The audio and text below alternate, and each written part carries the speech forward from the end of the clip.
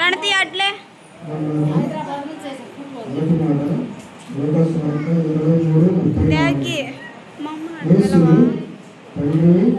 మీరేమి చేస్తున్నారు మీరు ఎరగరు కనుక వీరిని క్షమించమని చెప్పాను.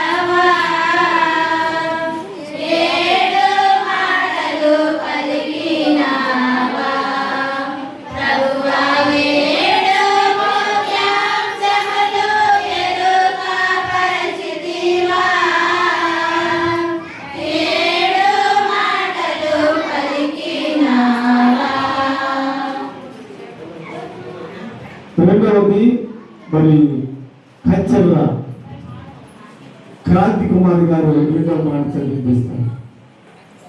అందరికి మరణాత. యేసు ప్రభు మన కొరకు సిలువలో రెండవ మాట పలికిన మాట లోకాసు వార్త 23వ అధ్యాయం 43వ వచనం. నేడు నీవు నాతో కూడా పరదేశంలో ఉండు అని నిశ్చయముగా నీతో చెప్పుచున్నాను. కురువైపున దొంగ యేసు ప్రభు నిజదేవుడని తెలుసుకొని మనసులో హృదయంలో అనుకున్నాడు. అనుకొని నాకు రక్షణకర్త అయిన యేసయ్య ఈ భూలోకంలో ఉన్నాడు, పరలోకంలో ఉన్నప్పుడు కూడా నాకు రక్షణకర్త ఆయన తెలుసుకున్నాడు. హృదయంలో అనుకొని ఈయనే దేవుడు అనుకొని ఆ మాట చెప్పాడు.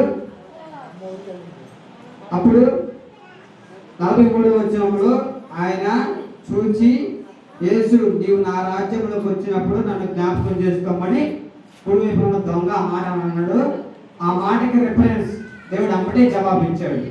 అలాగే మనం కూడా దేవుడు తెలుసుకున్నాం కనుక దేవుడి మార్గం నడిచి ఈ భూలోకంలో ఉన్నప్పుడు నమ్మకంగా విశ్వాసంతో సమయానికి వచ్చి ఆరాధన ఏకీపిద్దాం. మన ఆత్మ దేవుడి చిత్తం చేసినప్పుడు కూడా పరదేశంలో ఉండి మనం ఆయన పాదసన్నిధిలో దేవుడు మనకు అప్పచెప్పిన బాధ్యతను నెరవేర్చాలని మనం అందరం కోరుకుంటున్నాం. ఈ మాట నాకు సమయం ఇచ్చిన అయ్యగారికి హృదయపూర్వక వర్ణాత. మరి విన్న మిమ్మల్ని అందరినీ దేవుడు దీవించిన కాక, చదివిన దేవుడు దీవించిన కాక. ఆమేన్.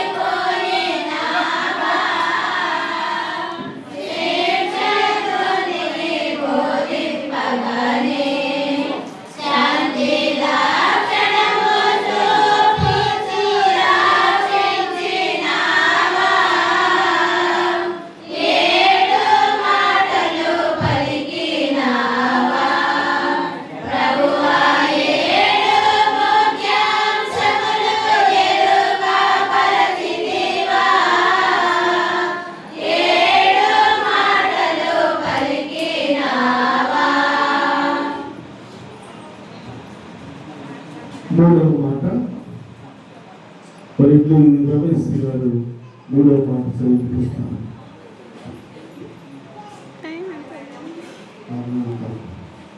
మూడవ మాట యోహాను సువార్త 19వ అధ్యాయము 26 నుంచి 29 వరకు. యేసు తాను తల్లిని తాను ప్రేమించిన శిశువులను దగ్గర నిలిచి ఉండగా చూచి, అమ్మ ఇదిగో నీ తల్లిను నీ కుమారుడు అని తన తల్లితో చెప్పాడు. తరువాత శిశువును చూచి, ఇదిగో నీ తల్లి అని చెప్పాను. ఆమె మరణాత.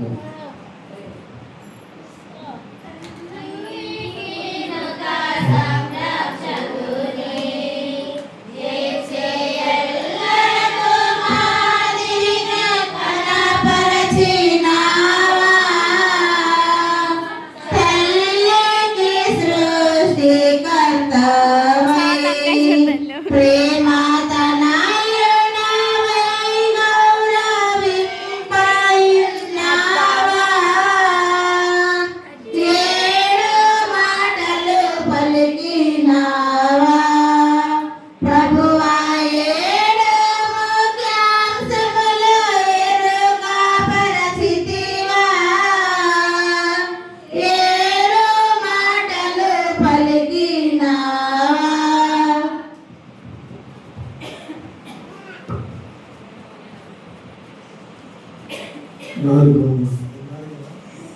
నాలుగో మాట మరి ఇంట్లో రంజీ గారు చదివిపిస్తారు.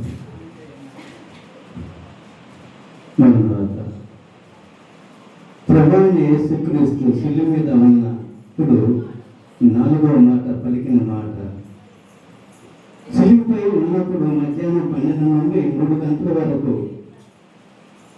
ఆ టైంలో ప్రపంచం మొత్తం చీరలు కమ్ముకొని ఉన్నాయి.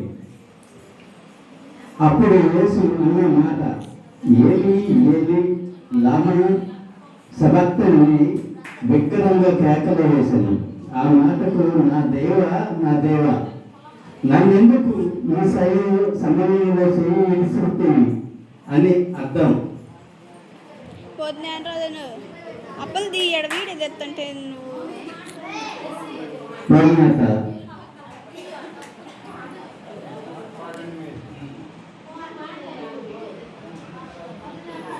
అంతే ఉండు ఆడగో. అర్థం, పాపులందరూ పాప పాదాన్ని మోసిన ఆయన తనపైకి తీసుకుని నా వల్ల పాపములను పరిశుద్ధుడైన దేవుణ్ణి ఈ సమయంలో యేసు నుండి ముఖం చాటి వేసుకొని వచ్చింది. ఈ మాట శిలువలో అత్యంతంగా కొలువై ఉన్నది. ఎందుకంటే పాపానికి దేవునికి మధ్య ఉన్న విడదీయరాని అనుబంధం ఇది అని ప్రభువైన యేసుక్రీస్తు దేవుడు చెప్పుచున్నాడు. మర్నాత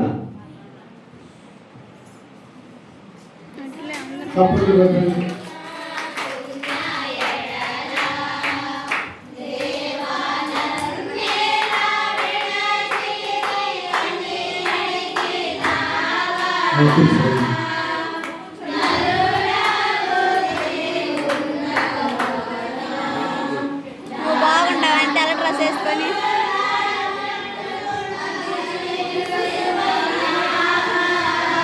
ఎట్ట పడితే అట్ట బాగా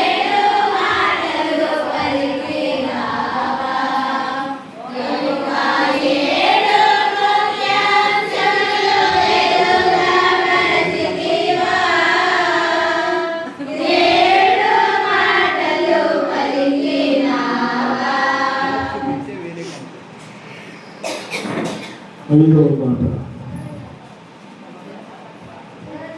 బంధవ సమూయేలు గారు 5వ మాట చదివిపిస్తాను.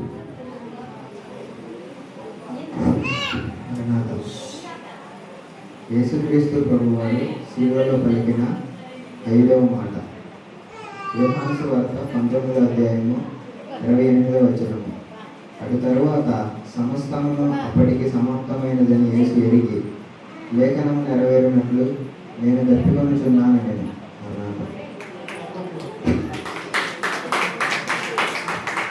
అన్నాడు.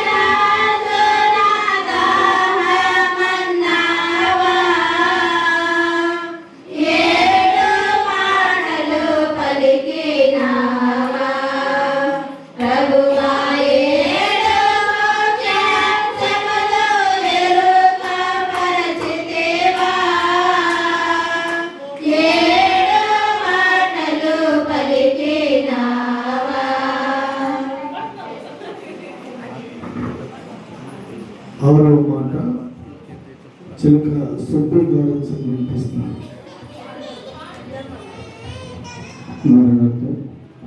ఆరవ మాట యోహాను గారి సువార్త 19వ అధ్యాయం 30వ వచనం. యేసు ఆ చిలక పుచ్చుకొని సమాప్తమైనదని చెప్పి తల నుంచి ఆత్మను అప్పగించింది. ఆమె మరణ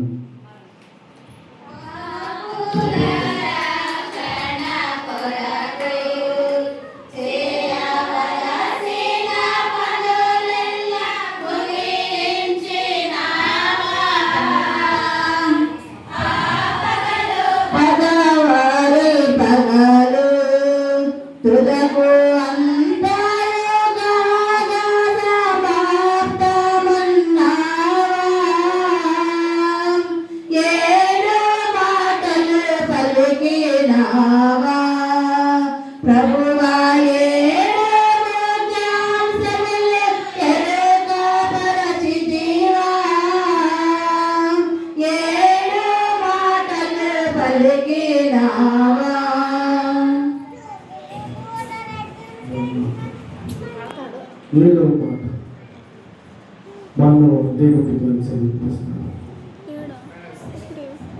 మాట 7వ మాట లూకాసు వార్త 23వ అధ్యాయము 46వ వచనం. తండ్రి నీ చేతికి నా ఆత్మను అప్పగించుకుంటున్నాను. ఆమేన్. మరణాత.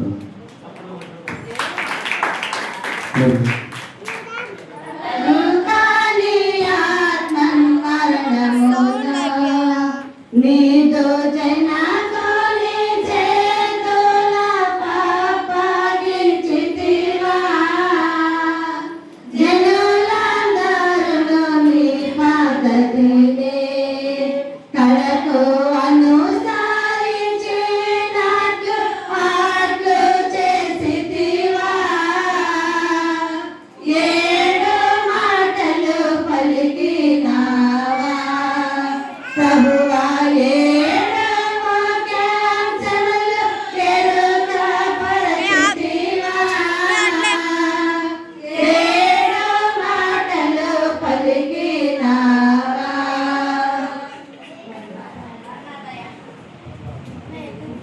7 మాటలు